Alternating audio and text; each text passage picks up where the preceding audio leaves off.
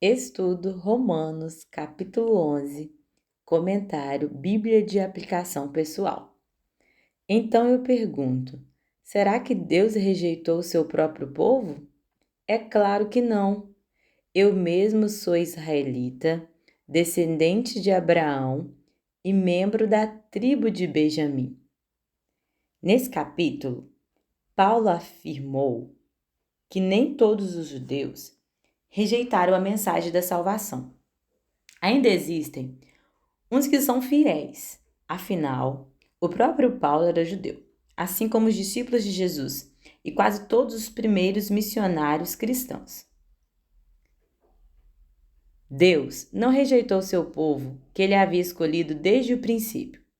Vocês sabem muito bem o que as Escrituras Sagradas dizem daquele trecho em que Elias acusa o povo de Israel diante de Deus. Elias diz assim: Elias foi um grande profeta reformista que desafiou o reino do norte, Israel, a arrepender-se. Deus escolheu o judeu para formar um povo por meio do qual o mundo encontraria salvação. Mas isso não quer dizer que toda a nação judaica seria salva. Somente aqueles que permaneceram fiéis a Deus foram considerados verdadeiros judeus. Somos salvos pela fé em Cristo, não porque fazemos parte de uma família, nação ou religião. De quem ou de quem você depende para ser salvo? Senhor, eles mataram os teus profetas e destruíram os teus altares. Eu sou o único que sobrou e eles estão querendo me matar. O que foi que Deus disse a ele?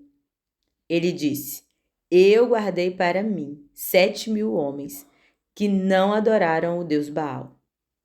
A mesma coisa também acontece agora, isto é, por causa da graça de Deus, ainda existe um pequeno número daqueles que ele escolheu. Essa escolha se baseia na graça de Deus e não no que eles fizeram. Porque se a escolha de Deus se baseasse no que as pessoas fazem, então sua graça não seria a verdadeira graça. Você acredita que seria mais fácil para Deus amá-lo se você fosse bom? Será que secretamente suspeita que ele o escolheu porque você merecia? Considera que os comportamentos de algumas pessoas é tão mal que Deus nunca salvará? Se alguma vez pensou dessa maneira, é porque não entendeu completamente que a salvação é pela graça. Ou seja, é uma dádiva gratuita, não é um pagamento ou prêmio. Deve ser aceita com gratidão e louvor. É isso que quer dizer que não foi o povo de Israel quem encontrou o que estava procurando. Quem encontrou foi apenas um pequeno grupo que Deus escolheu. Os outros não quiseram ouvir o chamado de Deus. E os outros foram endurecidos. Esse foi o castigo de Deus pela obstinação que os judeus demonstraram em aceitar as boas novas. Ao puni-los, Deus lhe tirou a capacidade de percepção e discernimento da verdade, que os manteria afastados do pecado. Eles experimentaram as consequências da rebeldia. Como dizem as Sagradas Escrituras, Deus endureceu o coração e mente deles, deu-lhes olhos que não podem ver e ouvidos que não podem ouvir, até o dia de hoje. E Davi disse que nas suas festas eles sejam apanhados e enganados, que eles caiam e sejam castigados. Ó Deus, faz com que eles fiquem cegos e que fiquem sempre curvados debaixo do peso das suas dificuldades.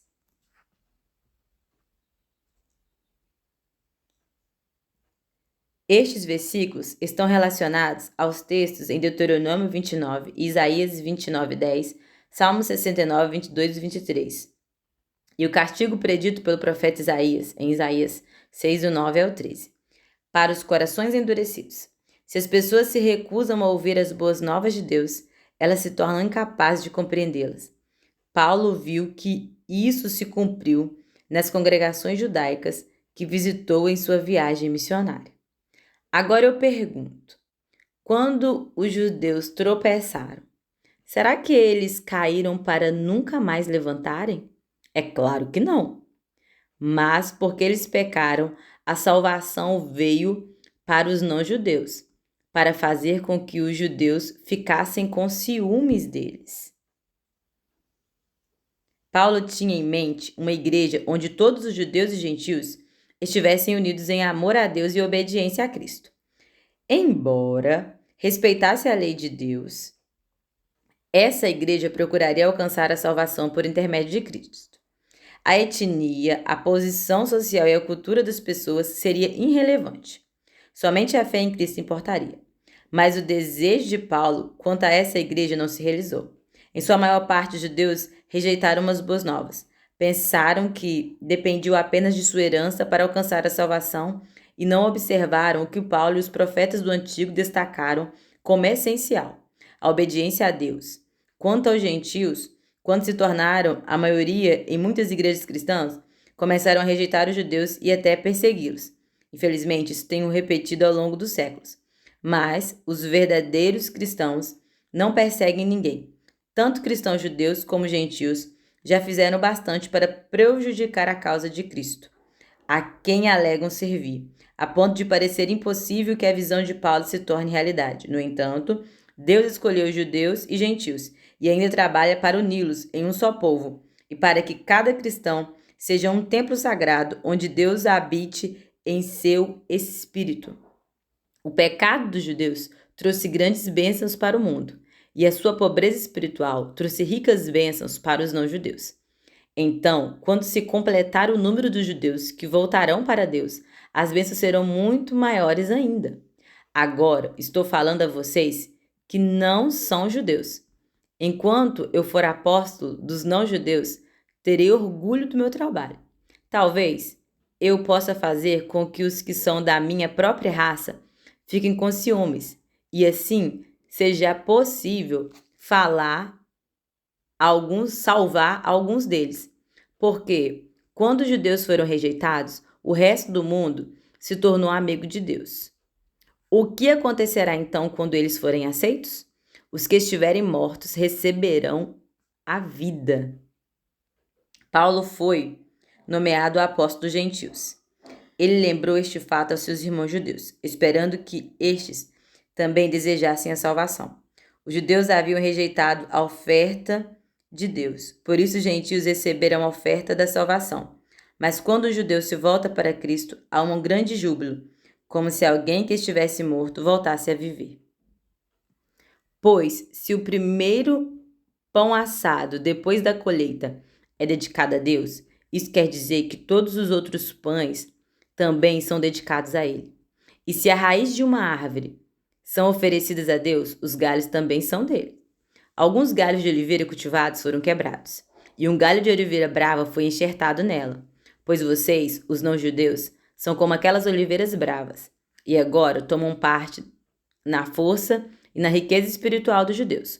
Portanto, vocês não devem desprezar os galhos que foram quebrados.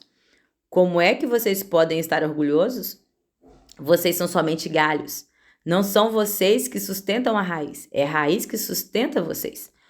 Porém, vocês dirão, sim, mas os galhos foram quebrados, a fim de darem lugar a nós. Isso é verdade. Mas lembre-se que eles foram quebrados porque não creram. No entanto, vocês continuam na oliveira porque creram. E não tenham orgulho disso. Pelo contrário, tenham medo. Se Deus não deixou de castigar os judeus, que são como galhos naturais, vocês acham que ele vai deixar de castigar vocês? Vejam como Deus é bom e também é duro. Ele é duro para os que caíram e bom para vocês que continuaram sempre confiando na bondade dele. Senão, vocês também serão cortados. E se os judeus abandonarem a sua descrença, serão enxertados na oliveira cultivada, pois Deus pode enxertá-los de novo. Vocês, os não-judeus, são como aquele galho de oliveira brava que foi cortado e enxertado, contra a natureza, na oliveira cultivada. Os judeus são como essa oliveira cultivada. Portanto, para Deus será muito mais fácil enxertar de novo na própria árvore dele esses galhos quebrados. Ao dirigir aos cristãos gentios, Paulo advertiu que não deviam sentir-se superiores pelo fato de alguns judeus terem sido rejeitados. A fé que Abraão possuía em Deus fez com que ele alcançasse a promessa e de sua descendência surgisse Israel, o povo de Deus que foi comparado a uma árvore frutífera. Os judeus são os ramos naturais dessa árvore, mas, por causa de sua incredulidade, alguns judeus foram arrancados e os cristãos gentios, ramos de uma oliveira brava, enxertados. Judeus e gentios participam da mesma seiva da árvore, a fé em Deus. Contudo, nenhum deles pode apoiar-se na sua linhagem ou cultura para alcançar a salvação. A frase "considera, pois, a bondade e a severidade de Deus" pode ser empregada como uma recomendação para perseverança na fé, pois a constância é prova da realidade da fé e uma consequência da salvação, mas não um meio para alcançá-la. Meus irmãos, quero que vocês conheçam uma verdade secreta para que não pensem que são muito sábios. A verdade é essa: a teimosia do povo de Israel não durará para sempre, mas somente até que o número completo de não-judeus venham para Deus. É assim que todo o povo de Israel será salvo. Como dizem as Escrituras Sagradas, o Redentor virá de Sião e tirará toda a maldade dos descendentes de Jacó. Eu, o Senhor, farei essa aliança com eles, quando tirar os seus pecados. Os judeus rejeitaram o Evangelho e por isso são inimigos de Deus, para o bem de vocês, os não-judeus. Mas, pela escolha de Deus, eles são amigos dele, por causa dos patriarcas. Porque Deus não muda de ideia a respeito de quem ele escolhe e abençoa. Mas, no passado, vocês, que não são judeus, desobedeceram a Deus. Porém, agora vocês receberam a misericórdia de Deus por causa da desobediência dos judeus. Assim, por causa da misericórdia que vocês receberam, os judeus agora desobedecem a Deus, para que eles também possam receber agora a misericórdia dele. Pois Deus fez com que todos se tornassem prisioneiros da desobediência, a fim de mostrar misericórdia a todos. Alguns afirmam que a frase "e assim todo Israel será salvo" significa que a maioria dos remanescentes judeus encontrarão uma salvação no Messias antes do retorno de Cristo. Outros dizem que Paulo usou o termo Israel para referir-se à nação espiritual, composta por judeus e gentios que receberam a salvação pela fé em Cristo. Portanto, todos os crentes em Jesus receberão o presente da salvação prometido por Deus. Ainda há os que defendem que todo Israel significa que a nação como um todo terá um papel importante no reino de Cristo. A identidade dos judeus como povo não será descartada. Deus elegeu Israel e nunca o rejeitou. Ele também escolheu a Igreja de Cristo e nunca rejeitará. Isso não significa que todos os judeus e todos os membros da igreja serão salvos. É possível ser judeu por nascimento e pertencer a uma igreja sem nunca ter correspondido à fé. Mas só porque algumas pessoas rejeitaram a Cristo, não quer dizer que Deus parou de preocupar-se com Israel ou com a igreja. Ele continua a oferecer gratuitamente a salvação a todas as pessoas. Nessa passagem, Paulo mostrou como judeus e gentios podem se beneficiar uns aos outros. Todas as vezes que Deus mostrou sua misericórdia a um grupo, o outro participa dessa bênção. No plano original de Deus, os judeus seriam uma fonte das bênçãos aos gentios. Quando os judeus negligenciaram essa missão, Deus abençoou os gentios de todas as formas por intermédio de um Messias judeu. Mas Deus conserva o seu amor pelos judeus por causa da promessa feita a Abraão, Isaque e Jacó. Mas um dia todos os fiéis judeus participarão da misericórdia divina. Os planos de Deus não serão frustrados. Ele terá misericórdia para com todos. Os privilégios e convites de Deus a Israel jamais serão retirados.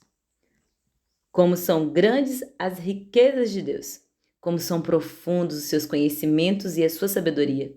Quem pode explicar as suas decisões? Quem pode entender os seus planos? Como dizem as Escrituras Sagradas, quem pode conhecer a mente do Senhor? Quem é capaz de lhe dar conselhos? Quem já lhe deu alguma coisa para receber dele algum pagamento? Pois todas as coisas foram criadas por ele, e tudo existe por meio dele e para ele. Glória a Deus para sempre. Amém. Esse hino de adoração é uma expressão de louvor a Deus, pela sua sabedoria demonstrada em seu plano.